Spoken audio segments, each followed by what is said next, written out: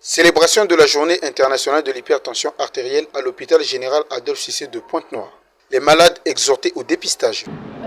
J'ai communiqué hier sur l'embolie pulmonaire, qui est une complication de la pathologie de l'hypertension artérielle. Donc, j'ai sensibilisé mes confrères sur les dispositions à prendre et aussi surtout savoir reconnaître les cas d'embolie pulmonaire lorsque nous recevons des malades aux urgences. Il faut que mes confrères sachent reconnaître les signes d'embolie pulmonaire et traiter rapidement en fonction des scores dont nous avons parlé hier, notamment le score de Genèse, le score de Wells. En fonction des scores, savoir reconnaître l'urgence et très vite mettre le protocole pour éviter le décès. Tueur silencieux, autrement appelé, ce sont les paroles d'exhortation du docteur Moufouma, médecin généraliste au service des urgences médicales, laquelle invite les patients et toute la population de la ville à se faire dépister. Ce, afin de connaître leur statut. Cette exhortation a été faite ce vendredi 16 mai 2025 à l'occasion de la Journée internationale de l'hypertension artérielle, organisée par le service de la cardiologie de l'hôpital général Adolphe Cissé. L'activité y relative a été placée sous les auspices d'Audrey Mabengue, directrice des soins infirmiers, représentant le directeur général de l'hôpital général Adolphe Cissé, le docteur Lambert Chakirou. Cadres de l'administration, agents de santé, patients, tous ont suivi avec un intérêt particulier les allocutions officielles. La première a été celle du docteur Gaël Kaba, président du comité scientifique, lequel s'est apaisanti sur la sensibilisation, le taux de mortalité, la lutte, in fine, la prévention de cette pathologie. Voici un extrait de son allocution. Aujourd'hui, nous nous rassemblons à l'occasion de la journée internationale de l'hypertension artérielle. Une journée dédiée à la sensibilisation, à la prévention et à la lutte contre cette maladie silencieuse qui affecte des millions de personnes à travers le monde. L'hypertension artérielle, souvent surnommée le tueur silencieux, est l'un des principaux facteurs de risque des maladies cardiovasculaires, responsable de près de 18 millions de décès prématurés chaque année selon l'OMS. Et ces actions passent par trois axes: la prévention, le dépistage et l'éducation. En matière de prévention, et ce qui concerne ce qui est dans notre première arme, il sied de pouvoir adopter donc une alimentation équilibrée, moins de sel, plus de fruits et légumes, pratiquer une activité physique régulière, éviter le tabac et l'excès d'alcool, gérer le stress. Ces gestes simples sauvent des vies. Deuxième axe, le dépistage, qui est crucial. Donc, il est celui-ci de procéder à un contrôle annuel de la tension artérielle, et ceci devrait être donc un réflexe pour tous, et surtout à partir de l'âge de 40 ans, ou plutôt en cas d'antécédents familiaux d'HTA.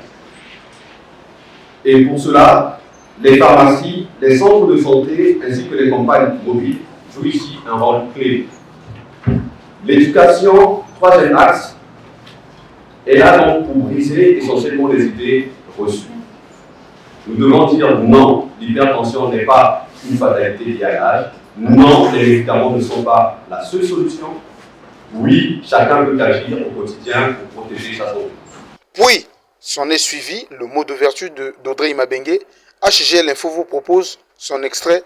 Chaque 17 mai, le monde entier célèbre la journée internationale de l'hypertension artérielle, qui est un tueur silencieux. Et pour prévenir cette maladie, il nous faut une communication, il nous faut éduquer la population.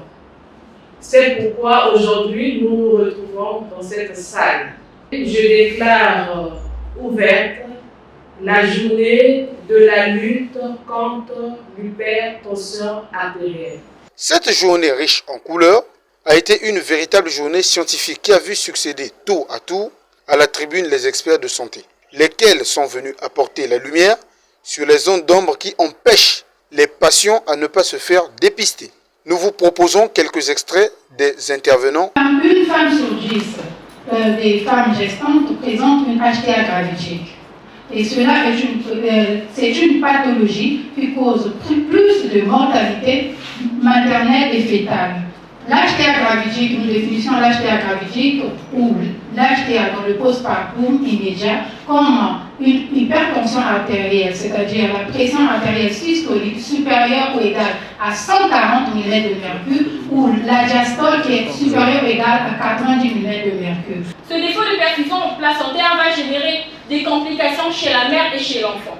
Donc, l'ischémie placentaire va générer une libération des substances placentaires, des débits trophoblastiques, des radicolides et des cytokines qui sont des substances toxiques au niveau du sang maternel et générera de par la suite une inflammation de l'endothélium qui sera responsable de toutes les complications de la prééclampsie.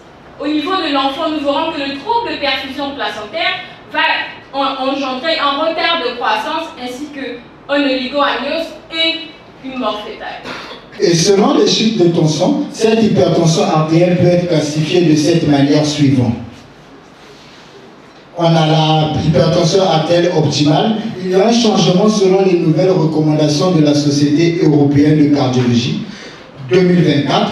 Au lieu de parler de l'hypertension artérielle normale haute, il parle maintenant de l'hypertension, la pression artérielle élevée.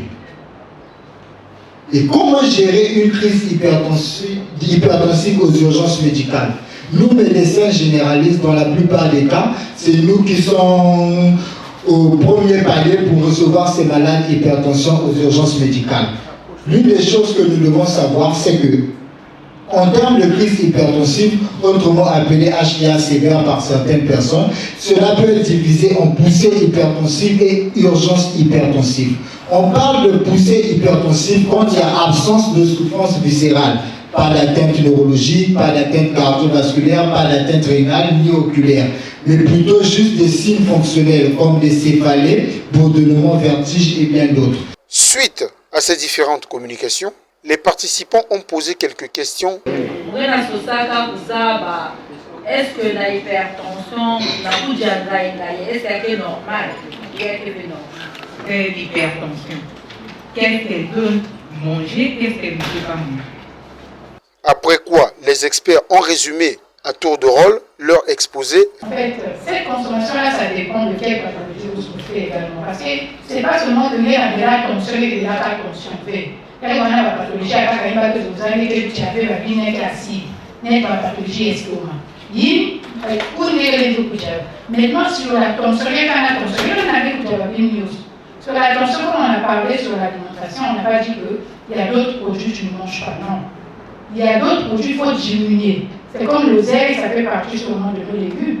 Tu peux en manger. Mais comme ça contient de l'acide, il y a des moments on peut te dire de ne pas prendre ça, malgré que tu sois hypertension, on te l'a permis. Mais il y a une autre pathologie qui nous oblige à nous dire de ne pas le consommer.